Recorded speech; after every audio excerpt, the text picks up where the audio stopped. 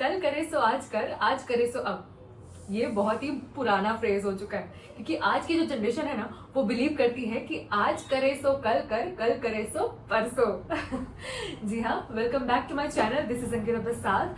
सो आज के इस वीडियो में मैं बात करने वाली हूँ प्रोक्रेस्टिनेशन के बारे में। प्रोक्रेस्टिनेशन यानी कि अननेसेसरीली किसी टास्क को जो आपके हाथ में है उसे डिले करना, उसे आगे के लिए छोड़ना और कहना कि अरे इतनी जल्दी क्या है, कल भी तो कर सकते हैं, परसों भी तो कर सकते हैं, 10 दिन बाद भी तो कर सकते हैं। जी हाँ, अगर आप नोइंगली या अननोइंगली इस लूप में फंसे हैं कि आज नहीं तो कल कभी ना कभी तो कर ही लेंगे, ठीक है, डिले करते हैं अपने टास्क को। अब जो आपके हाथ में जो टास्क है उसे डिले करते रहे। आप सोचते हैं कि अभी बहुत टाइम है जिंदगी में इस चीज को करने के लिए, बट सच बताओ दोस्त, आप प्रोक्रेस्टिनेट कर रहे हैं, आप अननोइंगली अपनी चीजों को डिले कर रहे हैं, जो कि आगे चलकर आपके लिए थोड़ा हानिकारक हो सकता है।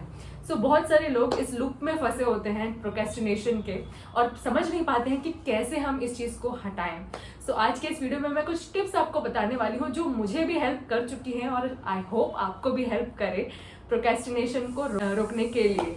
If you are looking for ways how to stop procrastinating, then keep on watching this video. सबसे पहले हमें जानना होगा कि प्रोक्रेस्टिनेशन होता क्या है। Procrastination is something like when you unnecessarily delay a task at your hand. जो आपके हाथ में काम दिया गया है आप उसे डिले कर रहे हैं बेवजह, ठीक है, फालतू की वजह बोल सकते हैं या बेवजह आप अपने काम को डिले कर रहे हैं, तो उसको प्रोक्रेस्टिनेशन कह सकते हैं। ये हार्मफुल क्यों है? हार्मफुल इसलिए है कि सोसाइटी जो है वो बहुत कॉम्पिटिटिव है। अगर आप पढ़ रहे हैं तो आपसे लोग आगे निकल सकते हैं। अगर आप अपने स्टडीज को प्रोक्रेस्टिनेट करते रहेंगे तो जो सामने वाला पढ़ रहा है वो आपसे आगे निकल जाएगा, क्योंकि आप तो प्रोक्रेस्टिनेट कर रहे हैं, आपको लग रहा है कि आपके पास टाइम है, आप कल भी पढ़ सकते हो। तो जो इंसान 10 दिन से पढ़ रहा है और आप अगर एग्जाम के एक दिन पहले पढ़ रहे हैं तो ऑब्वियसली वो आपसे आगे निकल जाएगा जो 10 दिन से पढ़ रहा है। Stop procrastinating. और अगर आप जॉब में हैं, करियर में हैं, किसी भी अगर कॉर्पोरेट में हैं या कहीं पे भी हैं, तो अगर आप अपने काम को डिले करते हैं, प्रोक्रेस्टिनेट करते हैं, अपने डेडलाइंस को पूरा नहीं करते हैं और सोचते हैं कि आपके पास बहुत टाइम है, तो आपको नौकरी से भी निकाला जा सकता है, आपके साथ बहुत सारी दिक्कतें आ सकती है अपने करियर में, अपने जॉब में। You need to stop procrastinating, right? What are the ways in which you can stop yourself from procrastinating? Number 1, recognize that you are procrastinating. Yes, किसी भी चीज को ठीक करने से पहले हमको उस चीज को पता लगाना है कि हम वो चीज कर रहे हैं। अगर आपको पता ही नहीं है कि आप प्रोक्रेस्टिनेट करते हैं तो आप उसे सॉल्व या मेंड कैसे करेंगे, राइट? तो आपको पहले अपने आप को पूरी तरह से देखना है और अपने नेचर को, अपने जो बिहेवियर्स हैं उसको रिकॉग्नाइज करना है कि क्या आप अपने टास्क को प्रोक्रेस्टिनेट करते हैं या नहीं।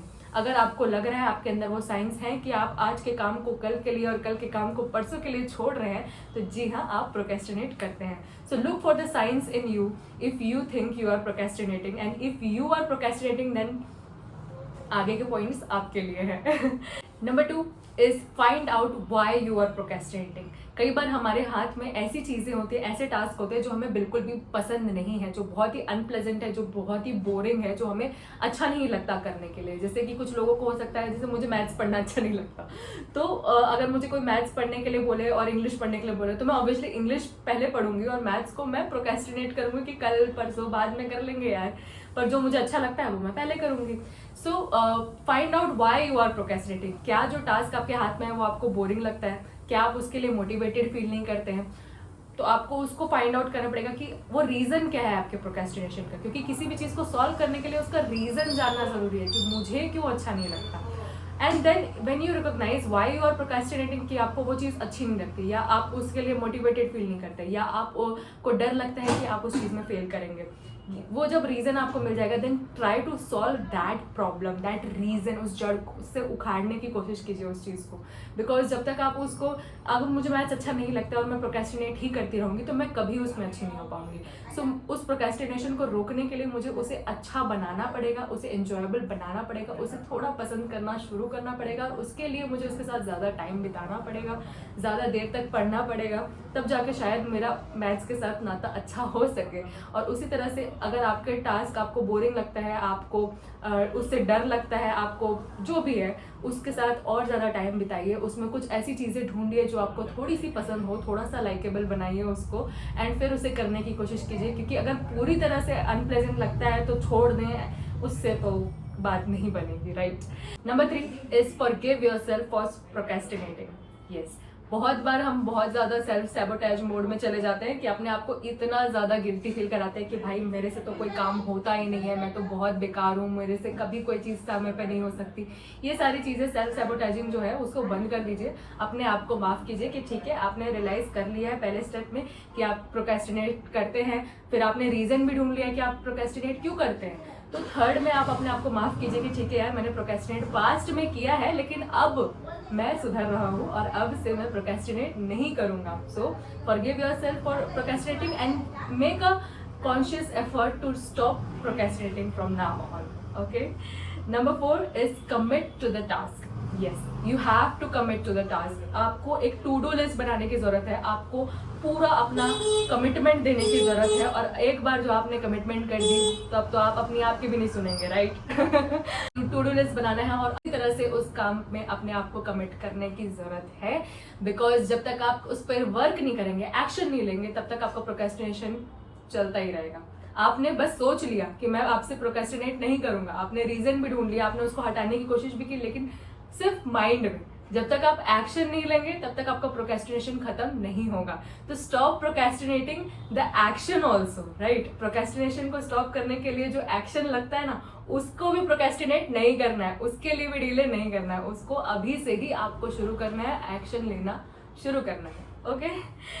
Number 5 is promise yourself a reward. ये एक बहुत ही अच्छा तरीका है। जैसे हम लोग कई बार पढ़ाई करते हैं, कॉम्पिटिटिव एग्जाम्स की तैयारी करते हैं या कुछ भी एग्जाम्स की तैयारी करते हैं हमारे कॉलेज के, स्कूल के, तो हम लोग जब जैसे बचपन में ऐसा होता था ना कि इतना एक चैप्टर पढ़ लेगी ना तो तेरे को ये चॉकलेट मिलेगा, मैं अपने आप को रिवॉर्ड्स देती थी, या इसके बाद मैं आधे घंटे मूवी देखूंगी, टीवी देखूंगी, लाइक दिस। तो आप अपने आप को एक रिवॉर्ड एक प्रॉमिस कीजिए कि इतने घंटे काम करने के बाद या ये टास्क पूरा करने के बाद मैं अपने आप को ये रिवॉर्ड दूंगी, ठीक है। इससे क्या होता है कि आप उस रिवॉर्ड के लिए काम करना शुरू कर देते हैं। आपका माइंड एक्चुअली, आप तो जिस भी लिए कर रहे हो, बट आपका माइंड उस चीज के लिए फोकस हो जाता है कि ठीक है, सिर्फ आधे घंटे तो पढ़ना है, उसके बाद तो खेलने को मिलेगा, या सिर्फ 15 मिनट तो काम करना है, उसके बाद तो मुझे खाने को मिलेगा, ठीक है। सो इससे आप टाइम बाउंड हो जाते हैं कि सिर्फ इतनी ही देर तो करना है। अब भले आपका टास्क 4 दिन का हो, लेकिन आप अगर पार्ट्स में ब्रेक करके अपने आप को रिवॉर्ड प्रॉमिस करेंगे कि एक दिन के बाद मैं एक मूवी देखूंगा,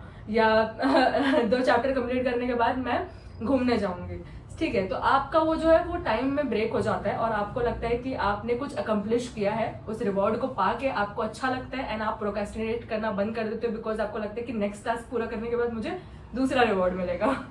सो this is a very good thing and trick that you can use. The last point is ask someone to check upon you. ये को सुपरवाइजर बना दो कि भाई तू मुझ पर नजर रख। मम्मी को बोल दो, पापा को बोल दो, भाई को बोल दो, बहन को बोल दो, दोस्त को बोल दो, यार को बोल दो, किसी को भी बोल दो कि भाई अगर मैं अपने काम को डिले करूंगी ना तो मुझे थप्पड़ लगाना।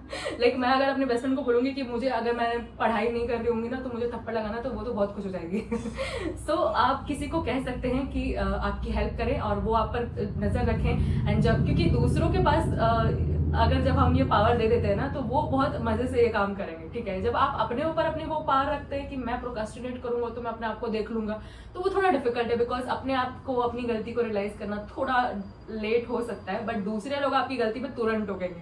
सो बेटर होगा कि किसी और को आप कहिए कि जब मैं कुछ डिले कर रहा हूँ, जब मैं प्रोक्रेस्टिनेट कर रहा हूँ तो मुझे रोके, मुझे थप्पड़ लगाए, मुझे याद दिलाए, ठीक है। So this can help. So these are the points which can help you to stop procrastinating, use it in your daily life, because मुझे लगता है कि ये बहुत ही इंपॉर्टेंट है for us and to realise this कि हम प्रोक्रेस्टिनेट कर रहे हैं, and to stop procrastinating so that we can be good at work and more productive at work. So tell me in the comment section if these help you and how you like this video, and if you want any other topic जिस पर मैं video बनाऊँ तो उसको भी आप comment कर सकते हैं। And thank you so much for all the love and support you guys give me, and I am gratified. Thank you so much. Okay, I'll see you in the next video. Bye.